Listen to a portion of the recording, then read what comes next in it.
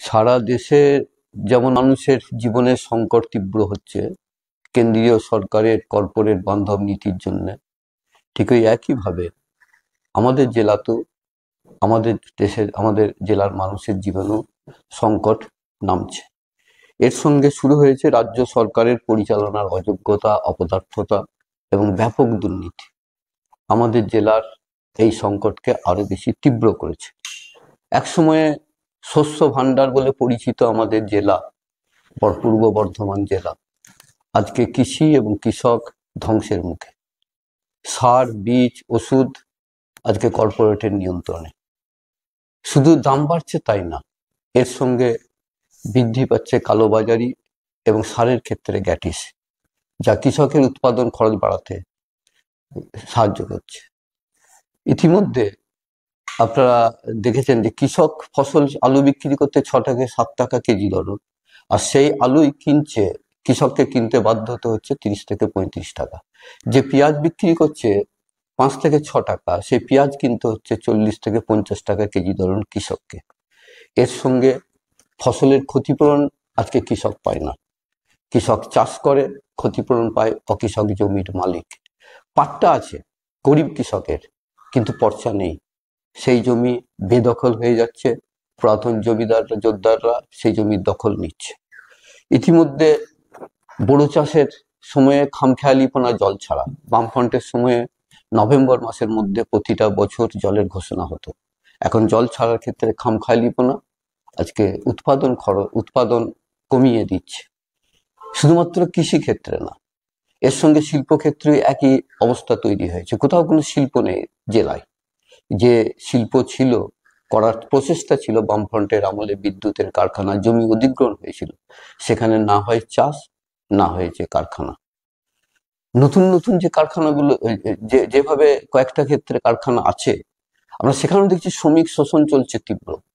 এই জন্যে আরপিএফ এর তোলাবাজির বিরুদ্ধে ট্রেড ইউনিয়নকে আন্দোলন করতে হয়।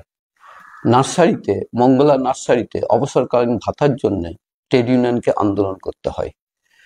একইভাবে বিভিন্ন জায়গাতে শ্রমকে লুট করা হচ্ছে, শ্রমিক শোষণকে তীব্র করা হচ্ছে।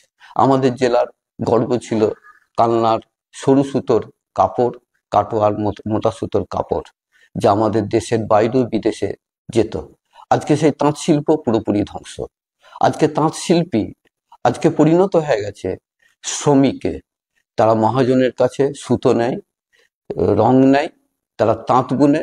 আজ থেকে 4 বছর আগেও এই ধরনের তাঁত শিল্পী শ্রমিকরা পেত একটা কাপড় বুনে 450 থেকে 500 টাকা, এখন পায় 200 থেকে 250 টাকা।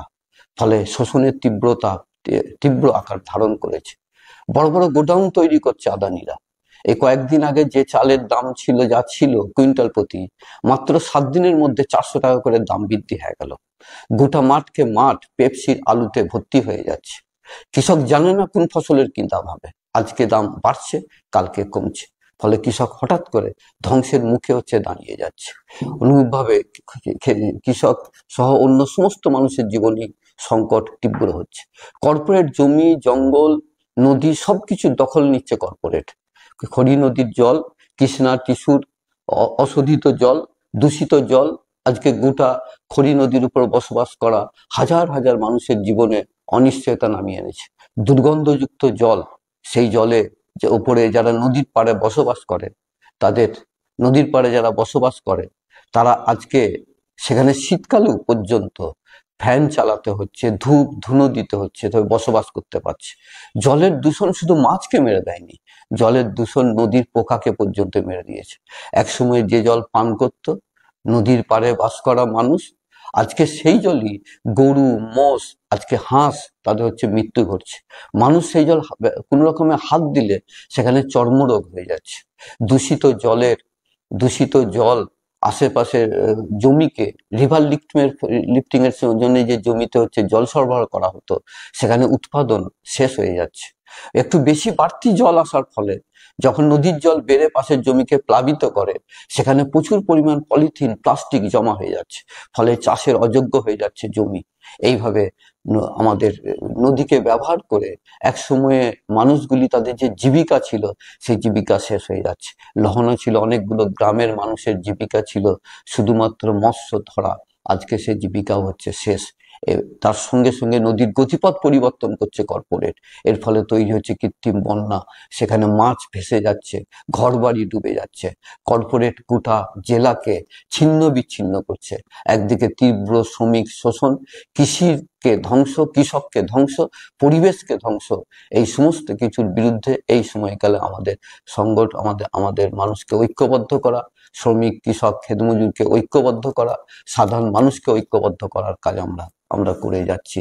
আমরা চেষ্টা করছি যাতে মানুষের মধ্যে বিভাজন বিদ্বেষ তৈরি করতে না পারে, শুধু মুনাফা লোটার জন্য বিদ্বেষ বিভাজনের বিরুদ্ধে মানুষকে ঐক্যবদ্ধ করে মানুষকে বাঁচাতে হবে, রক্ষা করতে হবে, পরিবেশকে বাঁচাতে হবে। এই কাজ এই সময়কালে আমাদের সব থেকে গুরুত্বপূর্ণ কাজ হিসেবে আমরা গ্রহণ করেছি।